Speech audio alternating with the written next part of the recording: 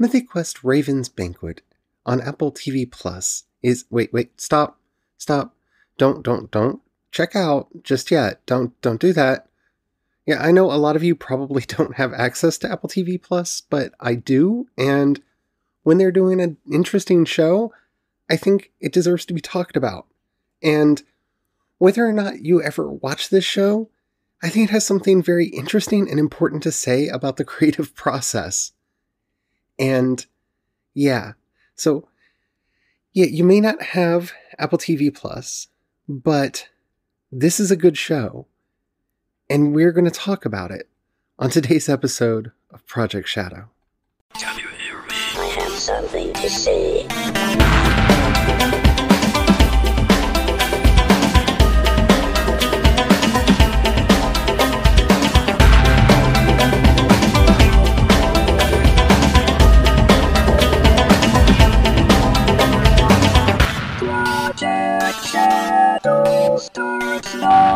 Hello everyone, how are you doing today? My name's Charlie. You might know me better as sci-fi fantasy writer C.E. Dorset. And today, we're going to be talking about Mythic Quest Raven's Banquet on Apple TV Plus. And this show is, in a really scary way, it feels like looking into my own brain and seeing the arguments that are going on. But before we get into all that, if you haven't already, please do take a moment to rate this podcast in whatever app you're listening to me on. It really does help out a lot. It tells the algorithms to share the podcast with more people. And the more people that listen, the bigger the community, the better the chance we have of actually communicating with each other. And that is, after all, why I do this in the first place. And if the app that you're listening to me on doesn't give you the option of rating, maybe share the podcast with your friends. Tell them that you like it. That would be a good way to help out too. All right, let's get into it. So, first of all, I'm going to be referring to the show as Mythic Quest, or MQ, from now on. Because the name is intentionally ridiculous. Mythic Quest Raven's Banquet is the full name of the show. And it is a show about an MMO company that make the game, can you guess? Not Raven's Banquet, Mythic Quest. And it's about the launch of their expansion, Raven's Banquet. The show takes place in the studio that is producing the game, and yeah, I'm not going to talk about how well it shows the culture of either gaming or game making, because I'm not a part of that industry. So I don't know what it's like to work at a company that's actually making an MMO.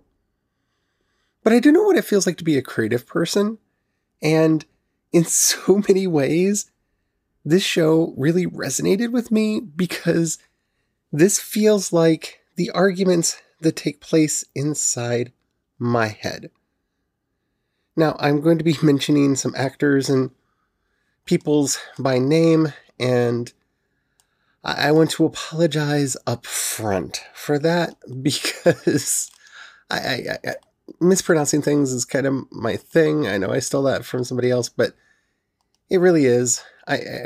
Some of these names I've never heard pronounced out loud before, so I cannot speak to whether or not I am pronouncing them properly or not. So, this series, which appears on Apple TV Plus, they put the whole thing up so that you can watch it all, which we did because we just couldn't stop because it... Okay, besides just the craziness of it kind of detailing the monsters that exist inside my creative brain, it's really funny and oddly poignant and hits a lot of really interesting notes in the way it tells the story. The show is basically about the tension between Ian, who is played by Rob McElhenney, something like that. He's from Always Sunny in Philadelphia, which is another show that I haven't watched. And David Hornsby, who is also on that show. He plays David.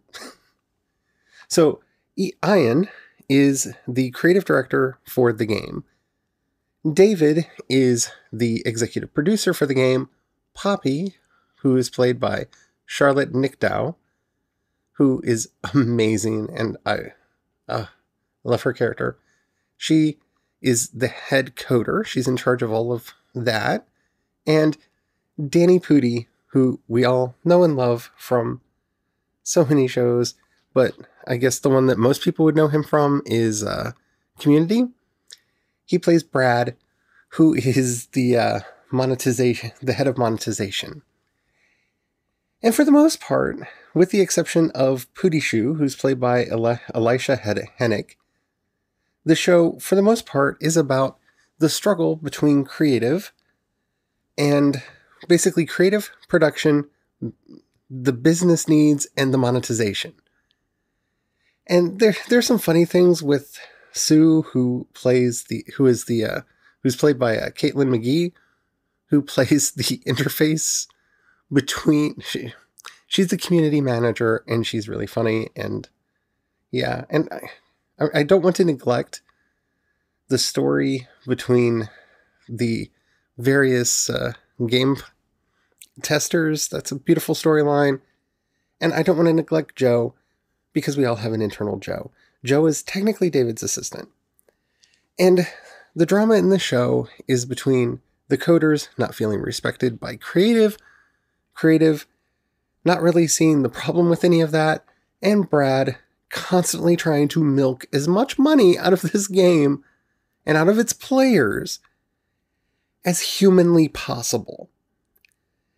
And somehow, this show is hilarious, it's poignant, it gave me feels, and I know it's a good show because the moment we were done watching it, I wanted more.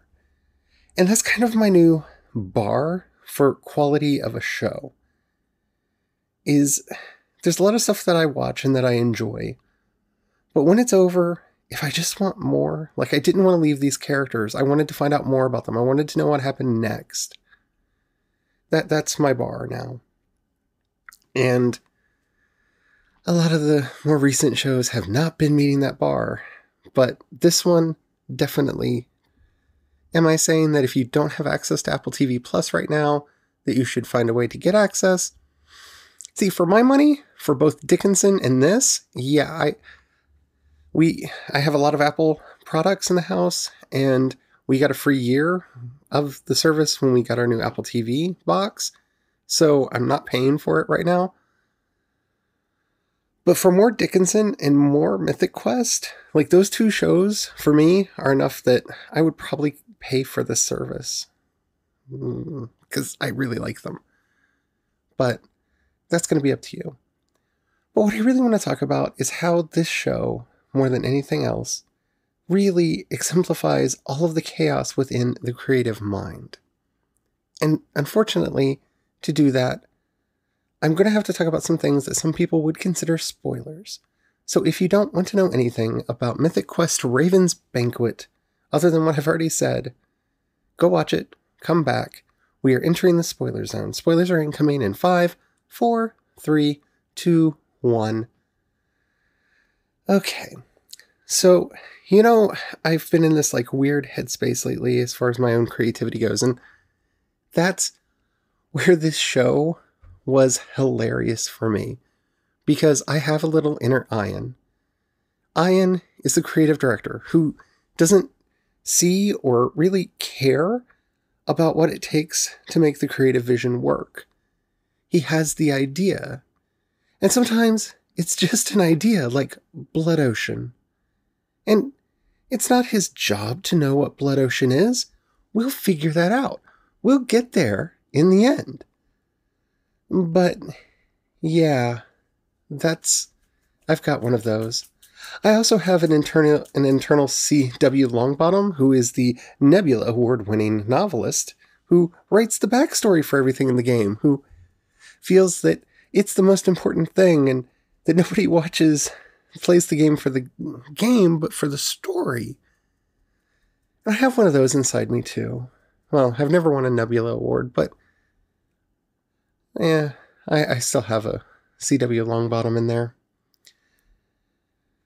And then my two biggest people that fight in my own head constantly are my internal Poppy and Brad.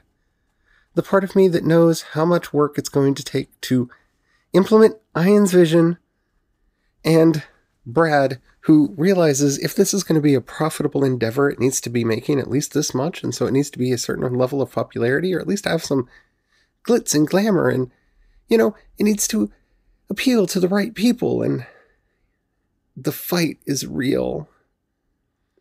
And watching this story and the way that it unfolds, and the beautiful ending that it has for the series, for the season, hopefully not the series, hopefully we get more, really says so much to me about how I need to try to rein in my own creative impulses, my sheer pessimism and cynicism about my ability to get things done, and that horrible, evil little hobgoblin in the back of my head that either, like Joe, wants to scream at the world and try to burn it down, or, like Brad, just goes, just sell out, make the money. That's what we're really here for, right? No, it's not. A lot happens in this series, and so to keep from having to dedicate a week's worth of episodes to it, especially since I know a lot of you probably don't have access to the show, I'm not going to be talking too much about some of the overarching plots of the show, which I would really love to talk about, like the reveal of who Pooty Shoe actually is, and all that. What I do want to talk about, though, is the relationship between our main triad, between Ian, Poppy, and Brad. Because Brad is a sociopath. Brad does not have any care whatsoever for humans, humanity, or anything other than money. That's the only thing that Brad cares about. He wants to own people. As he says in one moment that was so wonderfully delivered by Danny Pudi, the accumulation of wealth is not about having money. It's about being able to use that money to buy people and to have power over them. I cannot think of a better analog for our pure business instinct than Brad. Because Brad exists somewhere within all of us, especially those of us who are more creative. We hate our Brads. Because I tell myself often, it would be so much easier if I just sold out and didn't try to be creative and didn't try to do, if I just became a story mill. And I talk about this a lot on the show because it is constantly in the back of my head. I have a little Brad in the back of my head saying, just be a story mill. People don't care about this deep, rich backstory. You can just put your work up on Kindle Unlimited and just crank out book after book after book after book in rapid fire succession. And as long as it has enough sex and enough violence and enough exciting twists and turns, people are going to be okay with it, and they'll buy it and they'll read it, and you'll make money. Stop worrying about all this art stuff. Just make money. We need a wood nymph. People will buy the shovel just to see the breasts of the wood nymph. Don't forget to include the wood nymph. I hate my Brad. As does everybody in the show hate their Brad. Even their Brad kind of hates their Brad. But the more interesting tension is that between... Well, first of all, I want to talk about Joe. Before I get into Ian and Poppy, I want to talk about Joe, because I think every writer has a little Joe in their head as well. Every creative person has a little Joe. Joe is overly enthusiastic and overly destructive. Somebody says something bad about you, and you just want to lash out. You want to attack. You want to destroy. You want to break down. You want to just utterly obliterate. Something doesn't fit in your world or worldview, and you just want to lash out. You just want to attack, and you know that wouldn't be healthy, and that wouldn't be good, and that's not something that you should be doing, but you want to do it anyway. And so we have to learn how to control our Joe. Joe is that little internal internet troll that lives within all of us. We can pretend we don't have one. We can pretend that she doesn't exist within us. But we know, deep down inside, that that's a lie. We all have a Joe that wants to lash out, that wants to be vicious, that wants to be cruel. And we have to make sure that we don't let her out, because she is harmful, not only to the brand, but to our own psyche and our well-being. And we need to find a way to bring her into the fold. We have to find a way to give Joe a cookie. And I'm still learning how to give Joe a cookie. Usually I keep my Joe in a box because, she wants to come out and she wants to get really, really angry and yell and scream and shout and be very self-destructive. I have to be very careful in how I treat her. But for me, and because this is the place that I live right now, and I think that's why this show resonated with me so much, the conflict between Ian and Poppy is, and yes, I am mispronouncing his name because he mispronounces his name, and there's a reason for that, but that's a part of a subplot that I'm not going to get into in this episode, so watch the show. It's good.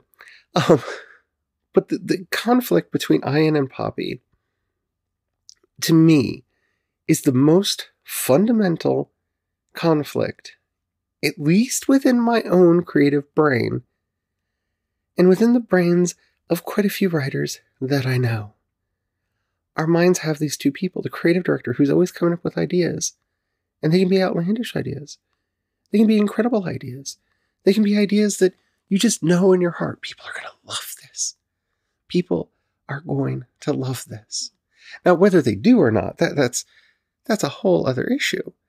But we have that instinct, don't we? That this is going to be something that people love. And then we have our Poppy, who tells us, do you know how much work that's going to be? I mean, sure, yeah, you can write that 400,000 word book, but I mean, that's going to take a really long time to get written and edited and fixed up and out there. And that's going to be a thing to try to sell because that's pretty big. I mean, is that really what you want to do? I mean, think about all the effort that's going to take. And that's not even going into all of the back and forth over how our creative minds never have any respect for our working craft minds. And our craft minds think that our creative mind is just running around willy-nilly coming up with ideas. Yeah, this is starting to sound like a therapy session, isn't it? And that's why I love this show. It's exercising my demons through comedy and some drama. And comedy! Yeah, that's what this show is. And the brilliance of it is the ending. So, you've been warned, spoilers are coming. In the end, after all the drama that takes place, Ian makes a call to Montreal and saves everyone's jobs. He gets David rehired, and he insists that Poppy be made co-creative director with him, and that they're going to make all decisions together. Roll credits. Stop credits. Enter the montage of Poppy and Ian calling David about how unreasonable the other person is and how they just can't work like this. Because, yeah, that's how it is. That's how our minds work. That's how we deal with this internal creative strife. Most of us have a Brad that just kind of wants everybody to get along, and he definitely supports creative, but, there's the business thing to take into effect, and yeah. I'm not saying that this show has answers. I'm not saying that this show tells us how we should or could deal with our internal conflicts between our creativity, our craft, our business sense. But it is one of the most therapeutic shows I have ever seen dealing with the creative process. It demonstrates for people who have never waded into this horrific wading pool that is trying to run a creative business. The series of minefields and problems that come up along the way. And I haven't even talked about CW Longbottom yet, but we can't let this episode go all day. I may come back to this show, because I think it is a wellspring of metaphor for what it's like inside our creative heads. And if you haven't seen it and you have access to it, you should definitely watch it. And if you don't have access to it, I'm not going to say that you have to spend money, but between it and Dickinson, man, I love both of those shows, and they're both up. You can get it for a month, watch, binge, and then cancel your service. They're so good. I really like the show. I hope it takes off. I hope more people are talking about it. I hope you enjoyed this episode so I can do more on it.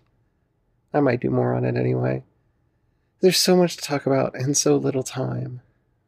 If you have any questions, comments, or topics you'd like to hear discussed on the show, please go into the show notes and click onto the voice message system. Keep it short, keep it clean so I can use it on the show. I would love to hear from you. If you have $1 you can pass my way, well, yeah, this is where I'm supposed to get my Brad out. If you've got $1 that you can pass my way, in the show notes you'll find a link to both my Patreon and listener support. As little as $1 a month really does go a long way in helping me keep the lights on, help me pay my bills, help me to get the software and hosting that I need to run this business. Thank you to everyone who does that. And if you can, please join the project. It means the world to me. If you don't have any money right now or you don't feel like giving, that's perfectly all right. But if you know anybody that you think would like this episode, this podcast, or anything that I do, please share it with them. That helps out more than you know. Alrighty, there's a lot going on. Tomorrow is going to be, fun. I've got a Valentine's Day special version of Fiction Friday coming your way. But until then, don't forget to have the fun. Bye.